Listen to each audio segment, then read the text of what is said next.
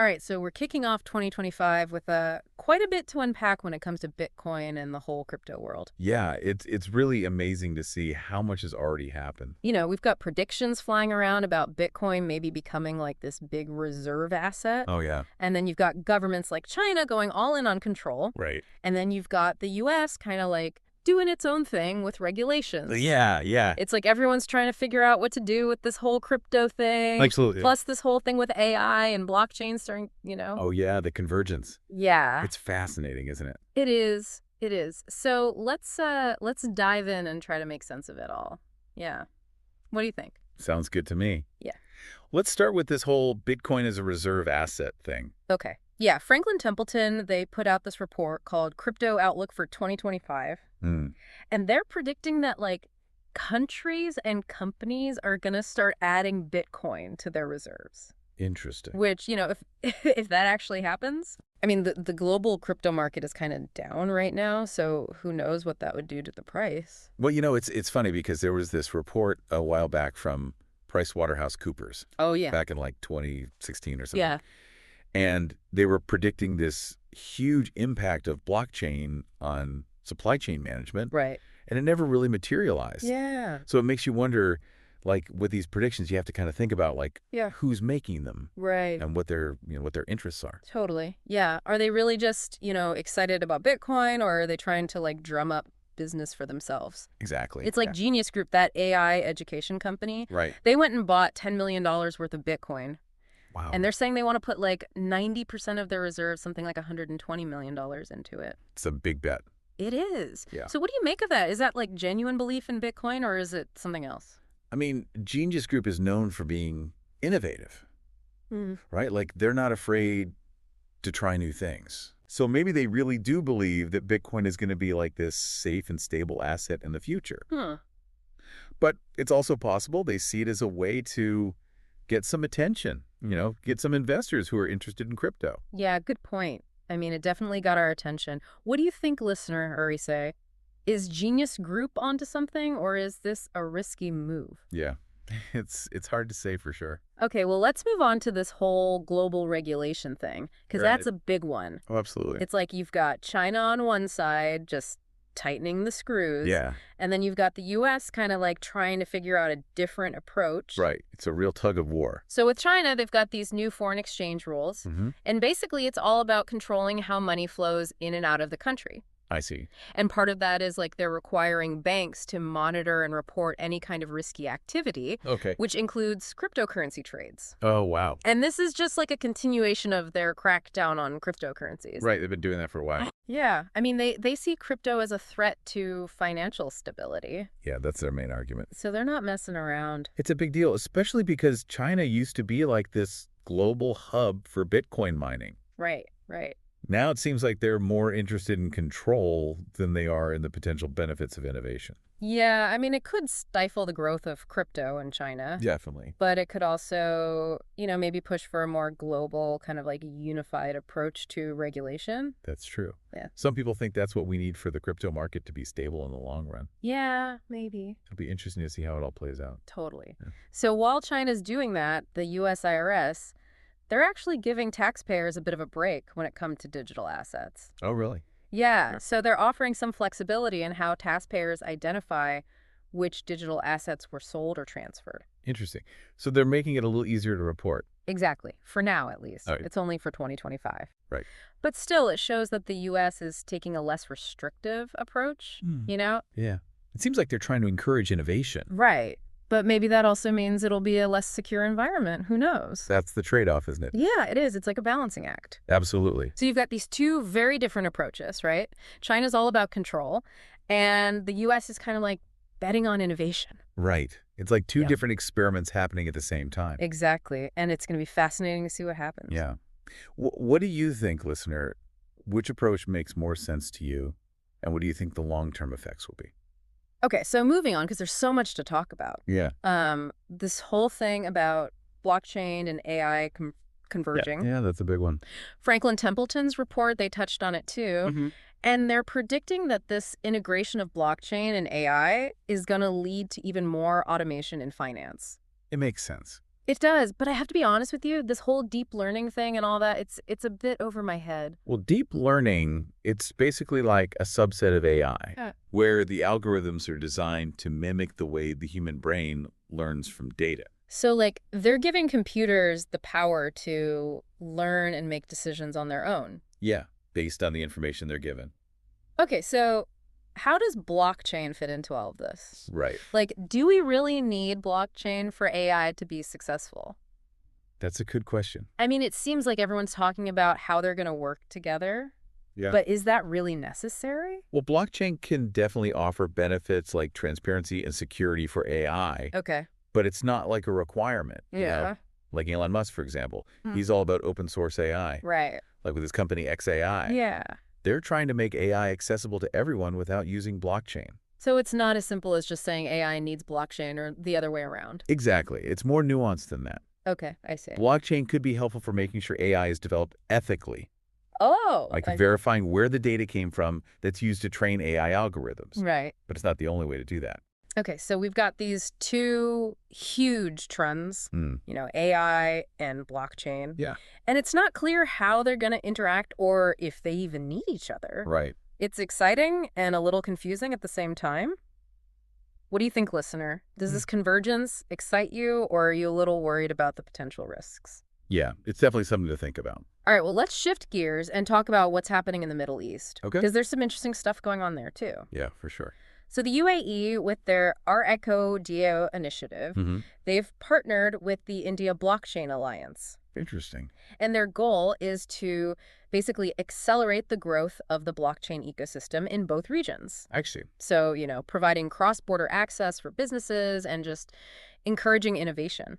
That makes sense. The UAE, they're moving so fast in the tech space. It's incredible. They are. It's really impressive. It makes you wonder if they're trying to, like, compete with Silicon Valley. Right. You know, become the next big tech hub. It's possible. But isn't there like a potential conflict there Oh, yeah. between their ambitions and the whole idea of blockchain being decentralized? That's a really good point.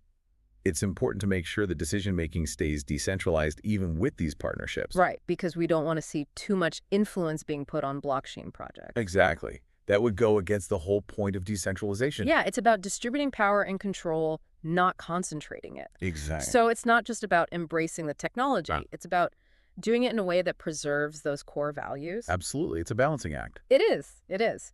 So while the UAE is doing that, Saudi Arabia is also making a big push into tech. Yeah, they're really investing a lot. But they seem to be focusing more on AI and enterprise software. That's right.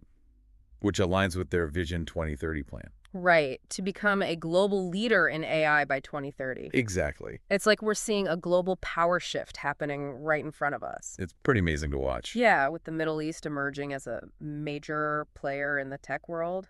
It's definitely a trend to keep an eye on. It is. It's a reminder that the world of technology, it's constantly evolving. Absolutely. And new players are emerging all the time. Yeah, it's not just about the U.S. and China anymore. So to wrap things up for this section, we've got Bitcoin's future as a reserve asset up in the air. Right. We've got this global regulatory landscape that's still taking shape. This convergence of AI and blockchain, which is exciting, but a little murky. Yeah. And then the Middle East just, you know, coming in strong. It's a lot to take in. It is. It is. So what are your initial thoughts, listener? What stands out to you as the most important trend to watch? Yeah, what are you most curious about? We're going to come back and break all of this down even further in our next section. We'll dive deeper into some of these trends and see what we can learn. Before we move on, I want to go back to something you said about Saudi Arabia focusing on AI and enterprise software. Oh, yeah. It really shows how this tech revolution is happening everywhere. Yeah, it's like they're looking at Silicon Valley saying, hey, we can do that too. Maybe even better? Right. Makes you wonder if the balance of power is shifting. It's a good question.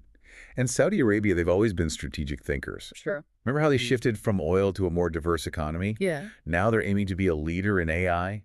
Definitely something to watch. Okay, but back to Bitcoin for a sec. Sure. We talked about it as a reserve asset, but the market's down right now. Yep. Bitcoin's still nowhere near $100,000. Right now, it's around $93,000, and Ethereum's down to like $3,300. Ooh. A big drop from late 2024. There are a few reasons for this. Like what? Well, January is usually slow. People spend a lot during the holidays. The post-holiday financial hangover. Exactly. Plus, there's uncertainty with Trump's second term. Right. Remember the market swings after the Fed announcements and rate hikes? Yeah, investors might be holding back until things are clearer. So it's seasonal and political. But what about other cryptocurrencies? Interestingly, XRP is actually up about 5% in the last day. Really? With the SEC lawsuit? And all that? Yeah, it's surprising. Could be related to their stablecoin, RLUSD. Oh, yeah. Some say it could rival Tether. Especially with Tether's regulatory issues. Right, people are looking for alternatives. Makes sense. It shows even in a down market there are opportunities. Exactly. It's about understanding the trends and market sentiment. It's like a puzzle figuring out what goes where. That's a good way to put it. We've talked about a lot. Bitcoin regulations, AI, blockchain, DeFi. It's a lot to process. It can feel overwhelming. We're bombarded with info about the future of tech. Yeah. It's crucial to think critically. Questions assumptions. Be wary of hype. Absolutely. We need to stay grounded. The future isn't set.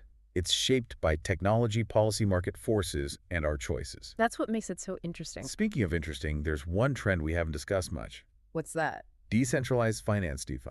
Ah, DeFi. It's been growing, and 2025 might be its year. Even Franklin Templeton predicts growth in tokenized products and stablecoins. What's cool about DeFi is it's not just new financial products. Right. It's about building a better system, more inclusive and accessible. Yeah, one that empowers people and reduces reliance on banks. Exactly, aligning with the whole decentralization idea. Love that, putting power back in the hands of people. But DeFi can seem complex and intimidating. True. Will it ever be mainstream or stay niche? That's the challenge. User-friendliness. Right. Now it's full of jargon and difficult interfaces. For DeFi to go mainstream, it needs to be simpler, more intuitive. It's like being in a foreign country without knowing the language. Yeah. You'll figure it out, but it'll take time. So how do we make DeFi easier for everyone? Education. We need to explain it clearly. Okay. And developers need to build user-friendly platforms and provide resources. Give people the tools to control their finances in this new world. Exactly.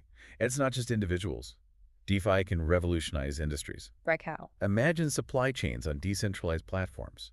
Artists monetizing their work, directly access to credit determined by algorithms. Wow, that's a huge change. It's a whole new way of thinking about finance and the economy. Now that's a future I'm excited about.